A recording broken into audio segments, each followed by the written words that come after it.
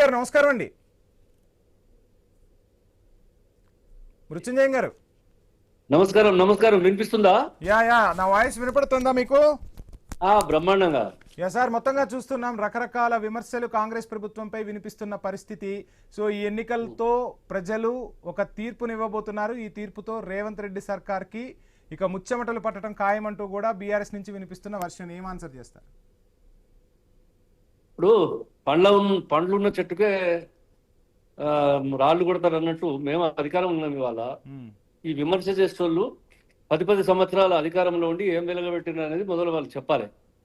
చెప్పిన తర్వాత మేము ఈ 10 సంవత్సరాలలో ఇవన్నీ చేసినాం, మేము ఈ రాష్ట్రాన్ని సస్యశ్యామలంగా చేసినాం, లేకపోతే మేము కోట్లాది రూపాయల లాభాలు పెట్టి ప్రభుత్వాన్ని చాలా మంచి పరిస్థితిలో ఉంచినాము, ఇవాళ ఏం లోపం లేకుండా ప్రజలకు మేము చెప్పినటువంటి వాగ్దానాలను నెరవేర్చినాము తెలంగాణ పేరు మీద అనేటువంటిది, ఇవన్నీ వాళ్ళు ఏం చేసింది అనేది చెప్పి మీరేమిచ్చారు ప్రచారంలో కాంగ్రెస్ పార్టీ ఇచ్చిన హామీలు ఏంటి?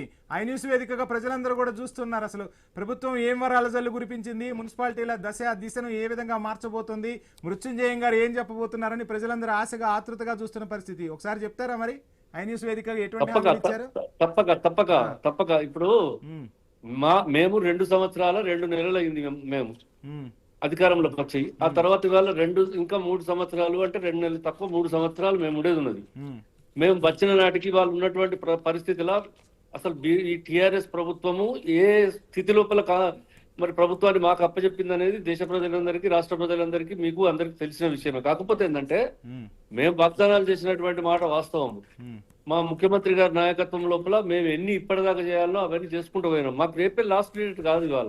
ఇవాళ మేము దిగిపోతున్నాం ఈ ఎలక్షన్లతో. ఇవాళ మున్సిపల్ ఎలక్షన్లు మాకు మొదలు కాదు, కొన కాదు. మేము ఇవాళ ఈ ఎలక్షన్లతో బయటకు పోతలేము. మోరోవర్ ఈ మొన్న జరిగినటువంటి గ్రామ పంచాయతీ ఎన్నికలలో కూడా మేము 65 నుంచి 70% సర్పంచ్లను పార్టీ రహితంగా అయినా కూడా మేమే మా పార్టీ తరఫున గెలుచుకున్నాం. తర్వాత ఇవాళ టీఆర్ఎస్ నుంచి కూడా దాదాపు 5 నుంచి 10% మంది మేము గత అనేక సంవత్సరాలుగా నష్టపోయినాం. ఈ ప్రభుత్వం లోపల 10 సంవత్సరాలు నాశనం అయిపోయినాం. అందుకొరకు మేము ఇంట్లో ఉండము. మేము మళ్ళీ కూడా మేము ఇప్పుడు కాంగ్రెస్ పార్టీలకు పోతామని చెప్పి చాలా మంది వచ్చి మాతో చేరినరు. దాదాపు 70% సర్పంచులు ఇవాళ మా దగ్గర ఉన్నారు. ఏమి కార్యక్రమాలు చేసినామని చెప్పి విమర్శించేటోళ్ళు చెప్తున్నారో వాళ్ళు చెప్పాలి. అసలు మేము చెప్పినాం కరెక్టే.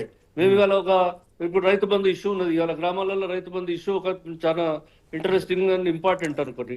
ముఖ్యమంత్రి గారు నిన్నగాక మొన్న చెప్పండి, ఈ ఎలక్షన్లు అయిన తక్షణము మున్సిపల్ ఎన్నికలకు సంబంధించి చెప్పండి. మున్సిపల్ ఎన్నికలకు సంబంధించి నగరవాసులు ఏం కోరుకుంటున్నారు? రాబోయేది ఎండాకాలం, తాగునీరు అందించాల్సిన బాధ్యత ఉంటుంది. ఎక్కడికక్కడ డ్రైనేజీ పడకేసిన పరిస్థితి. కొత్త మున్సిపాలిటీలకు ఈ రోజు వరకు కూడా నిధులు కేటాయించకపోవడంతో ఎక్కడికక్కడ అధ్వానంగా ఉన్న పరిస్థితి. అక్కడ మౌలిక వసతులు కూడా లేవు. సో ఏంటి, వీటికి ఏం చేయబోతుంది కాంగ్రెస్ ప్రభుత్వం? అంటే ఇప్పుడు ఇదంతా మేము వచ్చినాకనే చెడగొట్టినామా? చెడగొట్టినాం కాదు సార్, వచ్చిన వాటికి ఇవ్వాలి కదా. మీరు ప్రభుత్వంలోకి వచ్చిన తర్వాత ఇవ్వాలి కదా. అటు కేంద్ర ప్రభుత్వం నుంచి నిధులు తెచ్చుకోవాలి కదా, పోరాడాలి కదా. కేంద్ర ప్రభుత్వంతో పోరాడి నిధులు తెచ్చి బాగు చేయాలి కదా. కేంద్రం ఇస్తుందండి, కేంద్రం ఆటోమేటిక్ ఇస్తుంది. వినండి,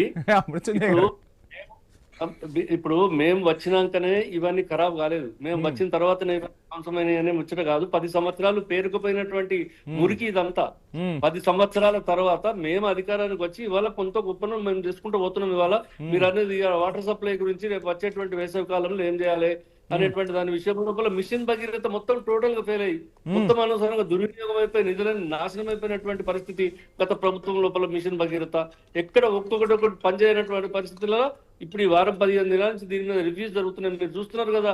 నెక్స్ట్ డ్రింకింగ్ వాటర్ సప్లై పట్టణ ప్రాంతాలలో ఏ ఇబ్బంది జరగకుండా ఎట్లా జరగాలి అనే దాని మీద ఇవాళ దానికి టాప్ ప్రయారిటీ ఇచ్చి పనిచేసేటువంటి పరిస్థితి ఉన్నది. తర్వాత ఇంకా మేము ఇవాళ నిధులు కూడా మేము మున్సిపాలిటీలకు ఇవాళ ఎన్నికలు ఇమీడియట్ గా పెట్టకపోవడానికి కూడా కొంత జాప్యం జరిగినా కూడా ఇప్పుడు ఇమీడియట్ గా ఇప్పుడు మున్సిపల్ ఎలక్షన్లు జరిగిన తర్వాత కేంద్ర ప్రభుత్వం నుంచి మాకు వచ్చేటువంటి మన రాష్ట్రాలకు వచ్చేటువంటి వాటా నుంచి వచ్చేటువంటి ఎన్నికల తర్వాత ఆ తర్వాత రాష్ట్ర ప్రభుత్వం కూడా తప్పకుండా. మృత్యుంజయ గారు మాట్లాడదాం. ఒక బ్రేక్ ఇస్తాం. మళ్ళీ టైం ఇస్తా. మీకే టైం ఇస్తాను. బ్రేక్ తీసుకుందాం.